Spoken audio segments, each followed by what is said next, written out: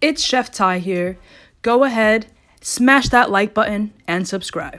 To get started, we need a food processor. We're going to add our roasted salted almonds directly to the food processor.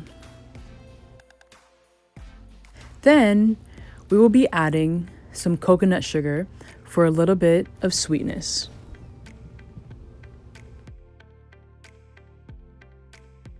Then we're going to add avocado oil as well as coconut oil to make our butter nice and creamy.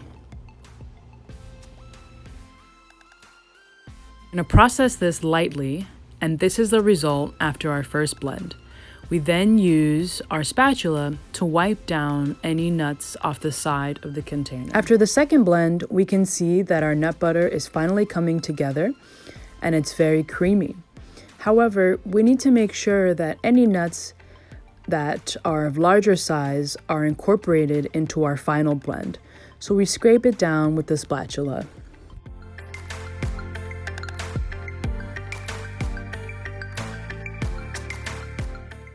And voila!